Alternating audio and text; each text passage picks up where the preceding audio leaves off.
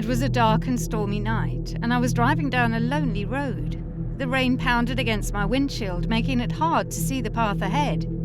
I was on my way to a secluded cabin in the woods, where my friend Jimmy had invited me to stay for the weekend, and I had no idea that this might go bad. Jimmy had inherited the cabin from his late uncle, who was rumoured to have been involved in some scary activities. Curiosity got the best of Jimmy, and he decided to spend a few nights there alone, determined to uncover the secrets that lay within its walls. He insisted that I join him, but I couldn't make it until that stormy night. As I parked my car in front of the cabin, a feeling of unease washed over me. The old run-down building stood tall against the darkness, its windows covered in dirt. The only light came from a single lamp in the living room. Jimmy had left a note for me, explaining that he had gone down into the basement to investigate strange sounds. He told me to stay put until he returned.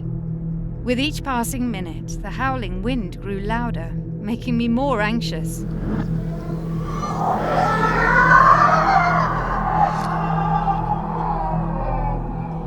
Hours turned into a very long time as I waited, my mind playing tricks on me.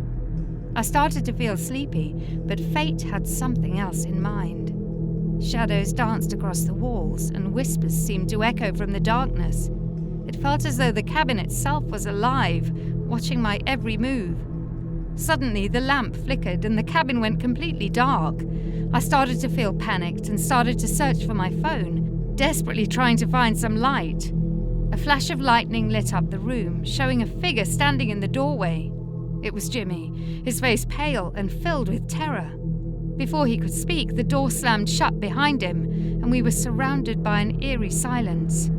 The air felt heavy, and I could hear footsteps coming from all directions.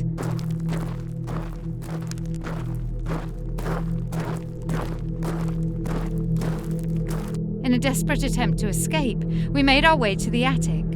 As we climbed the squeaky stairs, a chilling laughter echoed through the cabin. We reached the attic, but there was no way out. The walls started closing in, and the laughter grew louder and scarier.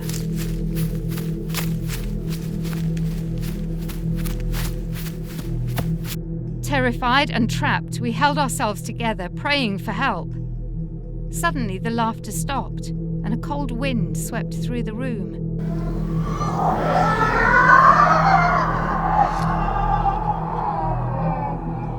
The walls moved back, and we found ourselves back in the living room, safe but shaken. We ran from the cabin, never looking back. To this day, Jimmy and I refuse to talk about that night. Whatever evil presence lived in that cabin, it had chosen us as its victims, haunting our memories forever.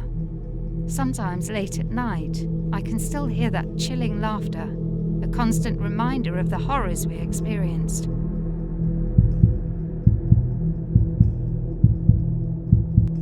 My family and I lived in a cozy little house on the outskirts of town. Life was simple and comforting, until one day my parents decided to take a family trip to my nana's old house. The idea of staying at my nana's house excited me to no end. I'd heard countless stories from my parents about the grandeur and mystery of the old place. So, with our bags packed, we embarked on the journey to the long-forgotten home. It was an ancient Victorian mansion sort of house. As I got a glimpse of it, my eyes widened with wonder. The house stood tall and imposing, a relic from a forgotten era. Its time-worn facade held a sense of history and a touch of melancholy. My parents exchanged a knowing look as we entered. We spent our days exploring the overgrown garden, unraveling secrets hidden in dusty attics and uncovering treasures from a time long past. But as the sun began to set on our third day, my parents decided it was time to return to our own home. However, I felt an unexplainable connection to the old house. I pleaded with my parents to let me stay just one more night, assuring them I would be fine on my own. With a mix of reluctance and trust, they agreed, leaving me behind with a heart full of excitement and a tinge of apprehension. That night, I settled into my nana's room upstairs.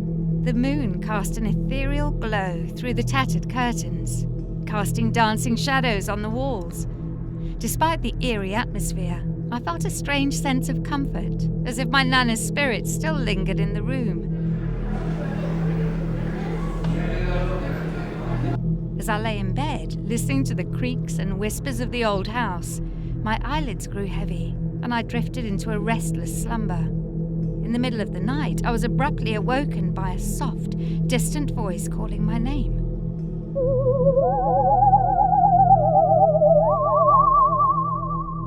"Beth," it whispered, barely audible. I sat up, looking for the source of the sound. The room was empty with eternal silence. My heart raced, and my mind was stuck between fear and curiosity. The voice came again, more urgent this time.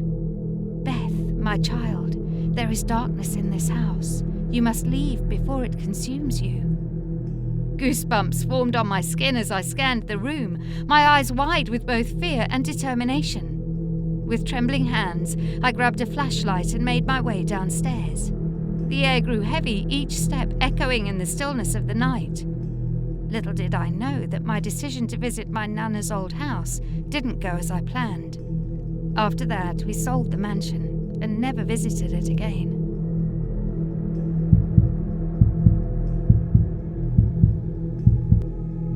It's Halloween 2022, a night when I accidentally stayed home alone and ended up having a lifelong trauma. Why was I alone, you ask? Well, it all began with a family emergency. My parents had rushed out of town to tend to my ailing grandmother, and leaving me behind in our old house. They had assured me it would only be for a night or two, and I, being a 17-year-old, thought I could handle it. I sat alone in my living room, huddled under a blanket, the flickering glow of the television providing me with a false sense of comfort. I was alone that night, and I had never felt more isolated or vulnerable. But as the hours ticked by, it started to feel more scary. The house seemed to have a life of its own, creaking and groaning as if it held dark secrets within its ancient walls. I tried to shake off my unease, telling myself it was just my hallucinations playing tricks on me. However, the illusion was shattered when I heard the front door slam shut with a resounding thud. My heart came out of my chest as I tiptoed towards the entrance, fear gripping me like a vice. I found the door locked, the deadbolt firmly in place. Panic surged through my veins as I realized there was no logical explanation for what had just occurred. I was trapped inside the house, and I wasn't alone. A chill ran down my spine as I heard faint whispers echoing from the darkened hallway. Each step I took towards the sound was met with an overwhelming sense of dread. The whispers grew louder, filling my ears with an echo of words that made my skin crawl. The once familiar rooms transformed into a maze of shadows and lurking terrors. I caught glimpses of fleeting figures out the corner of my eye, but every time I turned to face them, they vanished into thin air. The house was playing with my sanity, toying with my fear. As the night wore on, the supernatural occurrences escalated. Doors slammed shut, windows shattered inexplicably, and objects flew across the room. I couldn't escape the malevolent presence that seemed to envelop the house, suffocating me with its malevolence. Finally, in a struggle for survival, I made my way to my room, hoping to find solace in the familiar space. But what I found there was far more horrifying than anything I had encountered before. In the dim light, I stumbled upon a collection of photographs, each depicting a distorted, ghostly figure. Their eyes seemed to follow me, filled with a hunger for the living. They were the spirits trapped within these walls, longing for release. I ran, my heart pounding in my chest as I burst through the front door and collapsed on the sidewalk, gasping for breath, knowing I had escaped the clutches of the house on Hollow Street. But its presence still haunts my mind. These terrifying moments have left us questioning the boundaries of our reality. Remember, whether you're a believer or a skeptic, the stories we've explored today serve as a reminder that there are things in this world that defy explanation. Don't forget to like, share, and subscribe to our channel for more spine-tingling content. And as always, stay curious.